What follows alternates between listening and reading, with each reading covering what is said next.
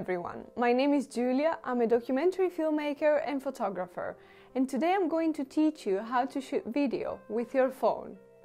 Despite its size, your phone can produce high-quality images, and I'm going to give you some easy tips to get the best results. Shoot horizontally.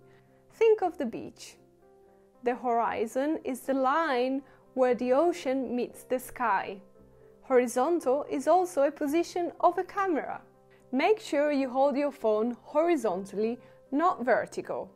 TV, computers and cinemas all have horizontal screens. It's true that social media videos are often vertical, but remember that you can crop a video from horizontal to vertical, not the other way around. Stabilize your shots. The newest phones have a very decent image stabilization, but nothing beats a good old-fashioned tripod. If you don't have a tripod, you can use a stack of books, a vase, or anything else you have handy and set your phone against it. If shooting handheld is your only option, I suggest you keep the phone close to your body and rest your elbows on your waist or on a surface. That way your body will absorb the shakes and the image will look more stable. Light. Light is the key to achieving great images. Phones are very good with lots of light, but they are very bad with low light. If you're shooting outdoors, you should be good in almost any situation. Just remember that phones don't really like images that are backlit, so it's best if your subject faces the sun. If you're shooting indoors, place your subject facing the window or use additional lighting. Strong shadows can produce very dramatic and artistic images, but if you're shooting a person, you will probably want to avoid harsh lights, especially if coming from above.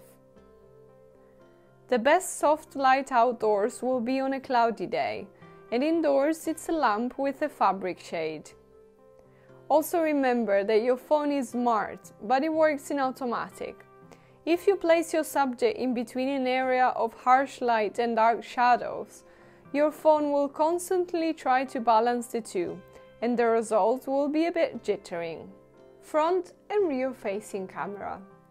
The rear-facing camera has a lot better quality than the front-facing one, so always try to use this one. If you are doing a video of yourself, try to find someone to help you set the phone up.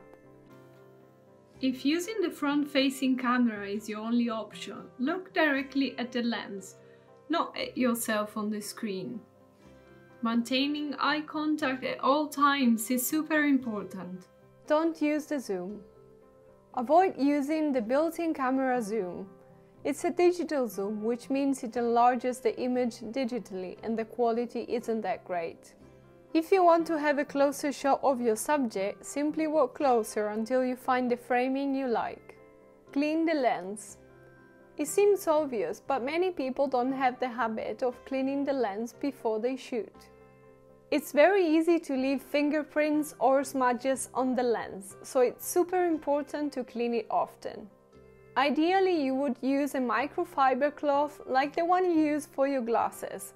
Otherwise, any piece of clothing will do. Well, I guess that's it for now. Thank you so much for watching. I hope you found these tips useful. A very wise photographer once said, "The best camera you have is the one you have with you."